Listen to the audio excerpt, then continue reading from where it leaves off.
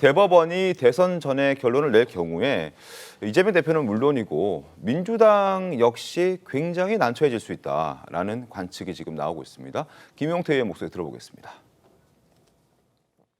이재명 예비 후보는 네. 백도 아닌가요? 일단은 민주당은 그 유력 후보가 증발될 가능성도 지금 상존하는 거고요. 여러 가지 사법 리스크에 대한 네. 문제. 이후에 만약에 대통령이 되신다고 하면 불소추 특권에 대한 또 다른 많은 논란이 해석들, 있겠죠. 논란들 네. 그리고 자, 후원금 400억이 넘는 금액을 토해내야 하기 때문에 민주당에서도 굉장히 불편해질 수 있다. 이런 목소리들이 지금 나오고 있는 것이죠. 자, 대법원의 신속한 심리에 후보가 증발할 수 있다는 얘기가 나오자 민주당에서는 또 반발의 목소리를 내고 있습니다. 들어보시죠. 그래서 국민은 법리적 측면보다는 정치적 고려에 의한 결정이 아닌지 의심하고 있습니다. 대법원은 대통령 보궐선거를 앞두고 원칙을 앞세워 또 다른 변침을 시도한 셈입니다. 재판기간 내 선고라는 절차에 매몰돼 실체적 진실을 외면하는 주객전도의 판결이 있어서는 결코 안 됩니다.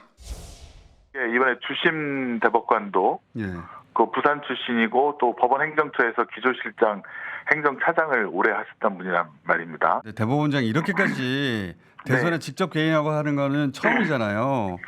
시도를 하는 건 맞는 것 같습니다. 그런 자꾸 사법부가 지금 이제 보수화된다라고 우려를 많이 국민들께서도 하시는데 이거 뭐 보수화가 아니라 자꾸 어떤 의도를 갖고 재판이 진행되거나 또 뭐 상식이 깨어지니까요. 자, 그러니까 좀 안심할 수 없죠. 알겠습니다. 박범계 의원의 목소리 확인했고 그리고 김어준 씨의 유튜브 방송에 출연한 김승원 의원의 목소리도 지금 방금 확인을 했는데 김어준 씨가 이게 대법원장의 대선 개입이다라고 얘기를 하자 판사 출신의 김승원 의원이 여기에 동조를 한 겁니다. 시도를 하는 건 맞는 것 같다 이렇게 얘기를 하고 있는데 그래서 지금 화면도 나가고 있습니다만 지지층에서는 조희대 대법원장의 탄핵까지 얘기를 하고 있는 그런 상황입니다.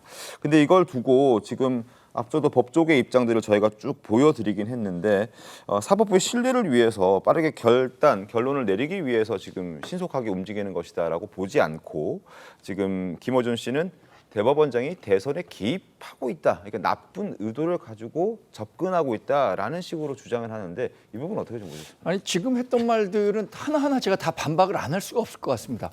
박범계 의원도 판사 출신이잖아요.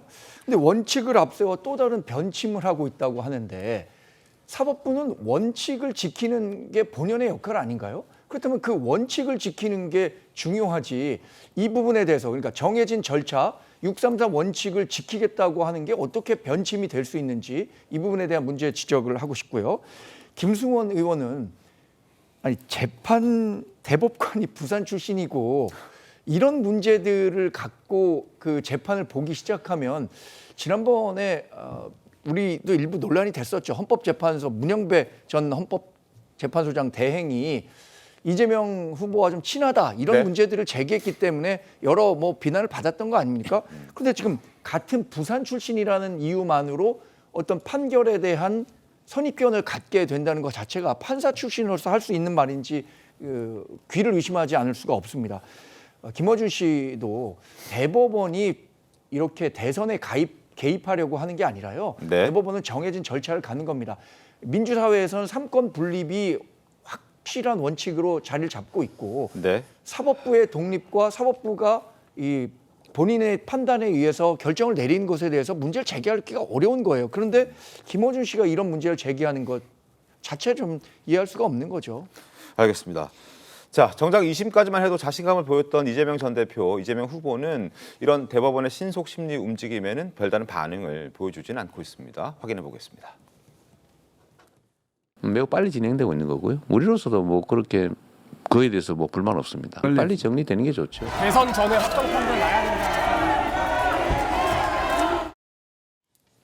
자, 어쨌든 이재명 대표는 침묵하고 있는데 지지자들은 앞서도 잠깐 저희가 보여드렸듯이 탄핵하자라고 목소리를 막 내고 있습니다. 조희대 탄핵하자, 탄핵하자, 탄핵하자.